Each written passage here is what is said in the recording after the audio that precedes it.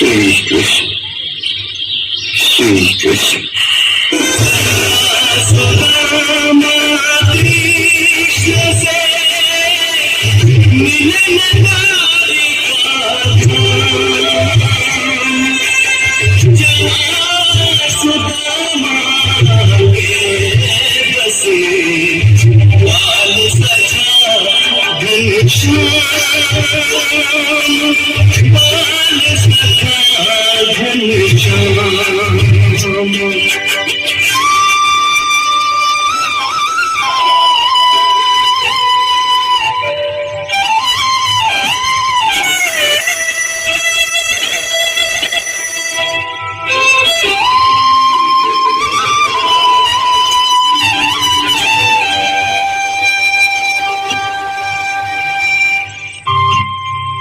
गरीबी से बुरा हाल धर्मपत्नी के बार बार कहने पर सुदामा ना चाहते हुए अपने बचपन के मित्र कृष्ण से मिलने चला। द्वारकाधीश के महलों के अंदर जाने का प्रयास किया तो द्वारपालों ने रोका। अरे ब्राह्मण, किधर को जा रहे हो? जानते भी हो यह मार्ग किधर जा रहा है? यह मार्ग द्वारकाधीश श्री कृष्ण के महलों को जाता है। हे विप्र, तुम यहाँ कहाँ भटक रहे हो? ए भाई, जानता हूँ ये मार्ग श्री कृष्ण के महलों को जाता है। मैं उनसे ही मिलने आया हूँ भाई। यह भी गुमराही, द्वारकाधीश से मिलने का यह कौन सा समय है? महाराज अभी दरबार में नहीं है। अरे पंडित जी, श्री कृष्ण अपने महल के शयन कक्ष में आराम कर रहे हैं।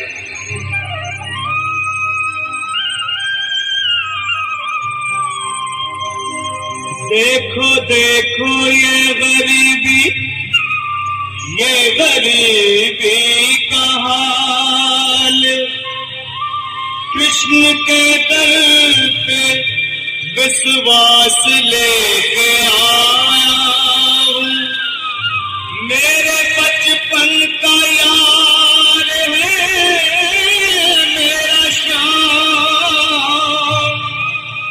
यही सोच कर मैं आस करके आया हूँ।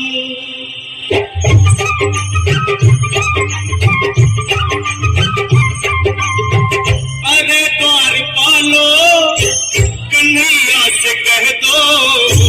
अरे द्वारपालो, कन्हैया से कह दो कि दर पे सुदामा गरीब आ गया है।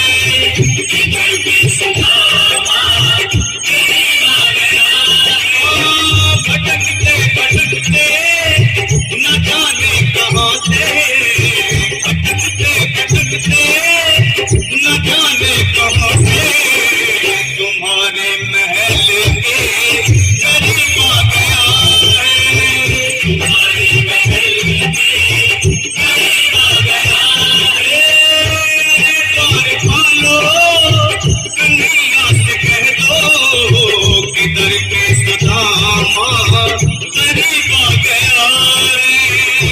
दर पे सुदामा गरीब आ गया है। भाई द्वारपाल, मुझ पर दया करो भाई। बस तुम जाकर कन्हैया को ये बता दो कि उनका बाल सखा सुदामा मिलने आया है। मेरे इस फटे हाल पर मत जाओ भाई। तुम बस जाकर मेरा संदेश उस कृष्ण को दे दो, उस कृष्ण को दे दो भाई। क्या हंसी ठट्टा करने को हमें मिला है? तुम चाहे निर्धन फटेहाल ब्राह्मण, तुम्हारे अंग अंग से गरीबी बदहाली झलक रही है। और कहा महाराज श्री कृष्ण, क्षमा करना पंडित जी, हमें अपने प्राणों से हाथ नहीं धोने जो तुम्हारा संदेश द्वारकाधीश तक पहुंचाए। न सर पे है पगड़ी, न तन पे है जामा, बता दो कन्हैया को नाम है सुदामा। बता दो कन्हैया को नाम है सुदामा। बता दो कन्हैया को नाम है सुदामा। न सर पे है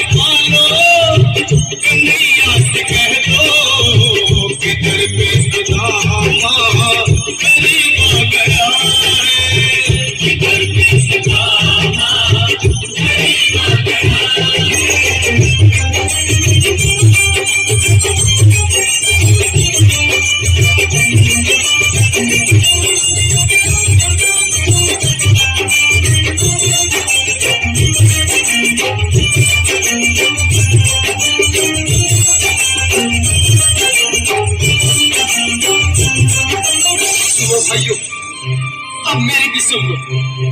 जब तक मेरा संदेश उस द्वारकाधीश तक नहीं पहुंचाती, तब तक मैं यही बैठा, चाहे मेरे भूख प्यास से प्राण ही क्यों न चले जाए।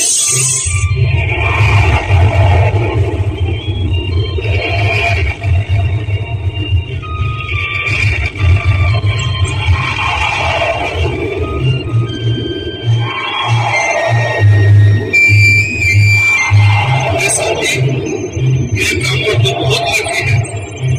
हाँ भैया, सुबह से शाम होने को है, पर ये यहाँ से जाने का नाम ही नहीं ले रहा।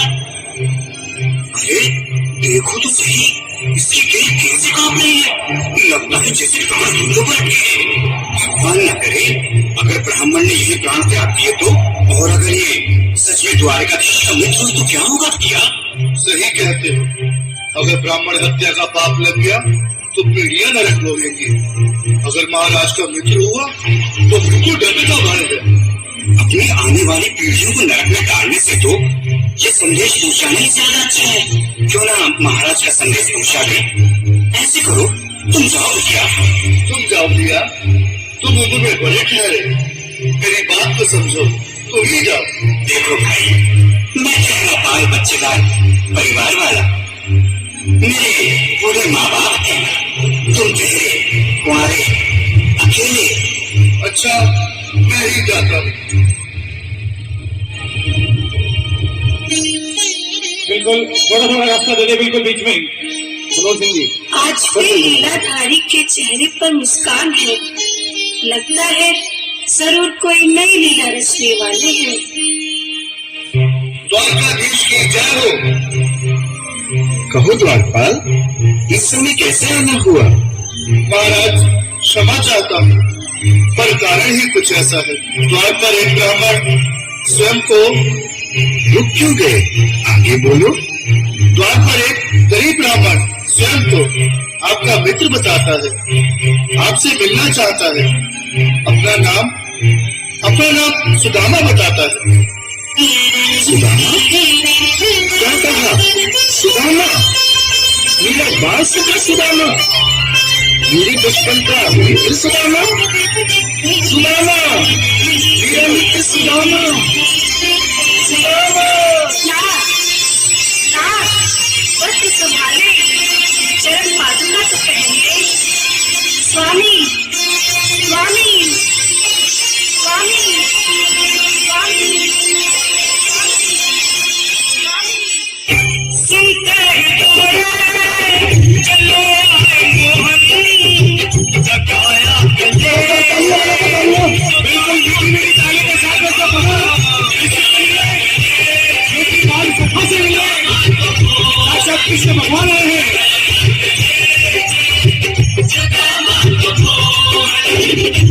सुनते ही दौड़े चले आए मोहन, लगाया गले में सुदामा को मोहन।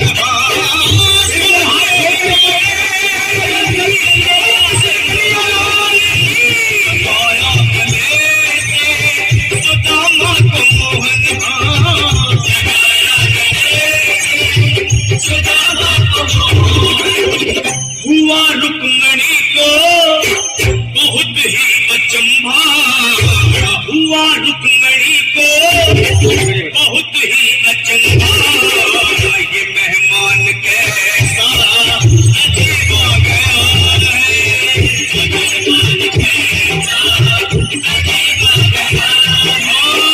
हुआ रुक्मणी को बहुत ही अचंभा। ये मेहमान कैसा अजीब आ गया है।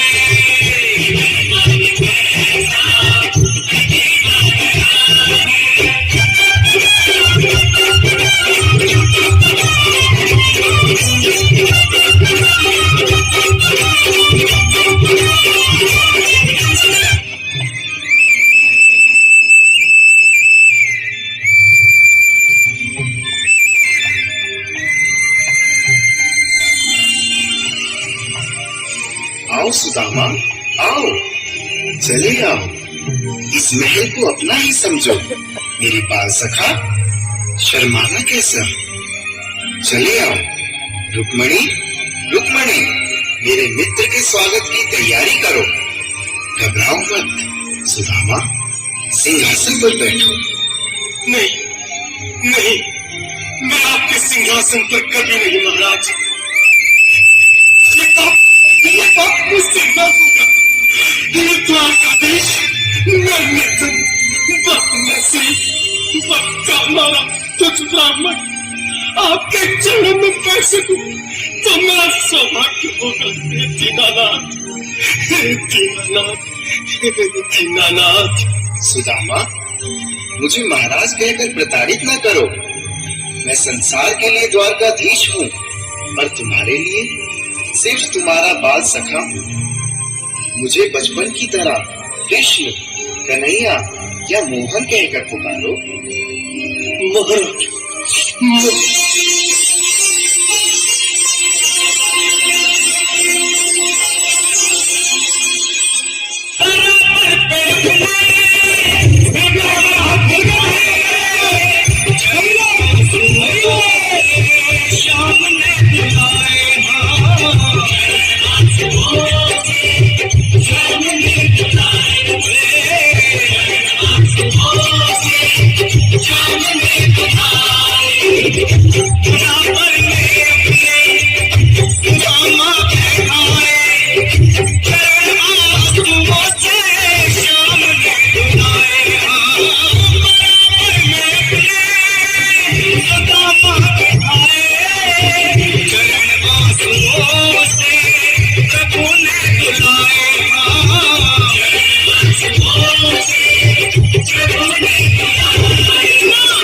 घबराओ प्यारे, जरा तुम सुदामा, न घबराओ प्यारे, जरा तुम सुदामा।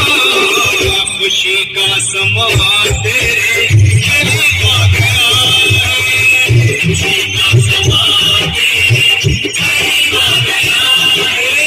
न घबराओ प्यारे, जरा तुम सुदामा, न घबराओ प्यारे, जरा तुम सुदामा। खुशी का समा तेरे करीब आ गया है, खुशी का समा तेरे करीब आ गया है, खुशी का समा तेरे करीब आ गया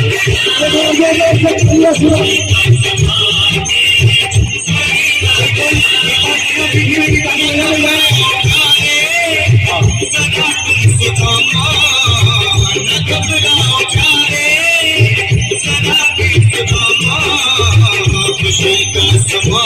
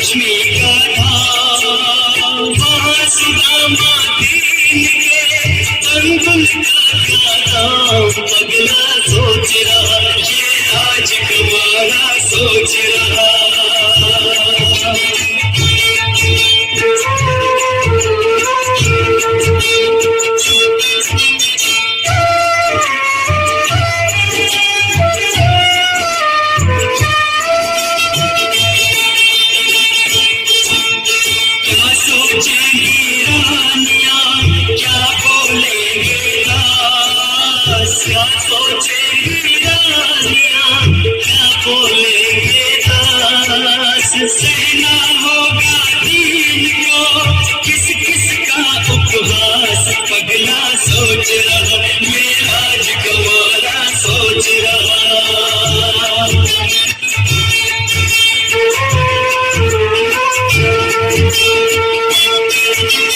सिरहाने धर कोठली चावल रहा छुपाए, सिरहाने धर कोठली चावल रहा छुपाए। विभूपति को भेजिए देने में सब जाए, आगे शाम सखा इतने में आगे शाम सखा।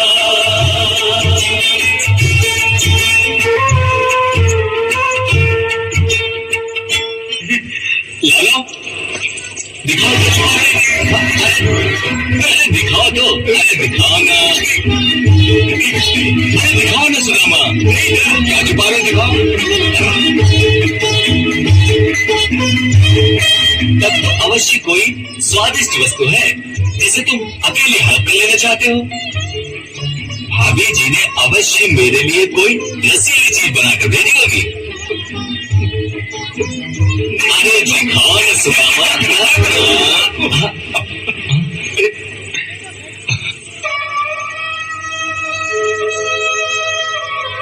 भाभी जी ने ये भेंट मेरे लिए भेजी है ना?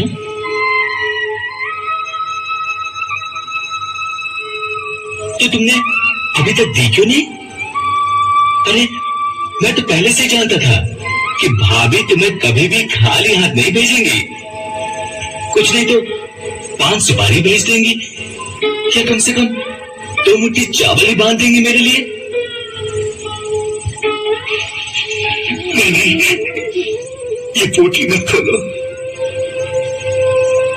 बात यह है कि मैं जल्दी में चला आया, कुछ भी तैयार नहीं था, तो तुम्हारी भाभी ने कहा इसे ही ले जाओ। निर्वची इसी से मेरे स्नेह भाव को समझ जाएगी।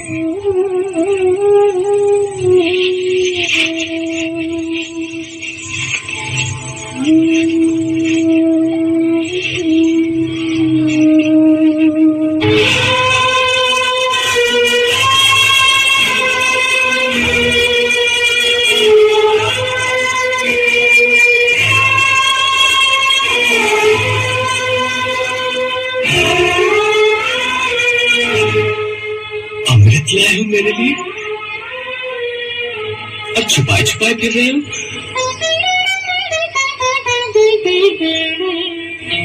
वाह वाह वाह, भाभी जी ने क्या भेंट भेजी है। प्यार के अमृत में भीगे हुए ये तंदुल, प्रेम के रंग में रंगे हुए ये स्नेह के माणिक मोती,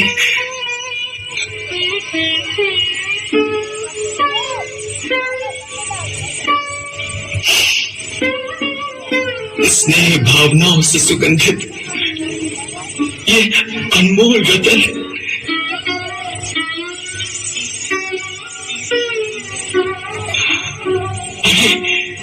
ये तो संसार की सबसे उत्तम, सबसे अनमोल भेंट है, और इससे छुपा रहे थे तुम। इन 3 मुट्ठी चावल पर तो मैं 3 लोक वार दूं।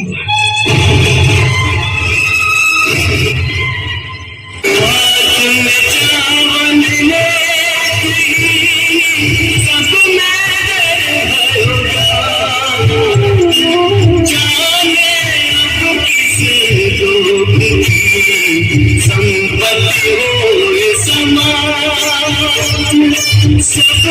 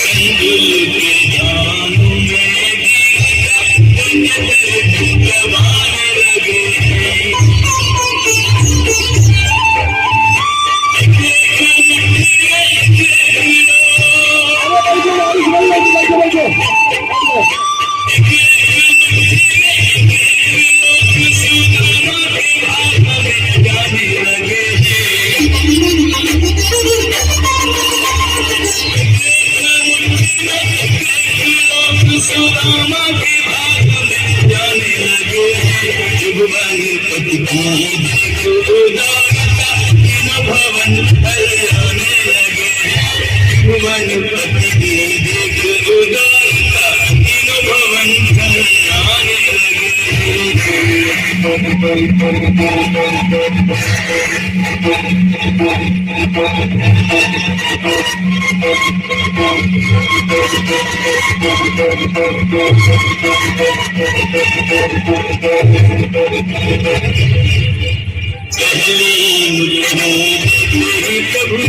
स्वर्ग सुदामा के नाम दिया है।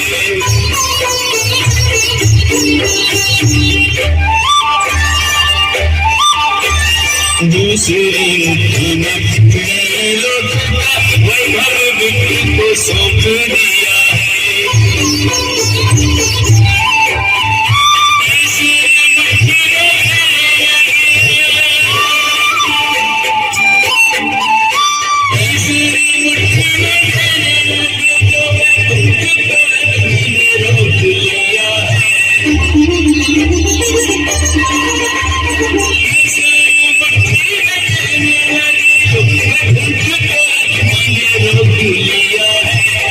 ये तो बहुत अन्याय है प्रभु, आप अकेले ही भाभी के दिए हुए तंदुल खाए जा रहे हैं। अरे हमारा भी तो कोई हक बनता है इस अमृत में। लाइए हमें दीजिए। अरे हाँ लो खाओ।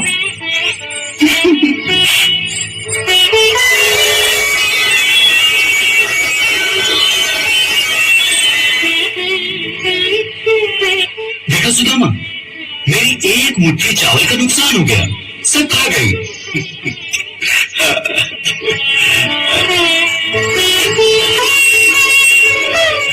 एक बार 50 रुपया लिया बच्चों के लिए।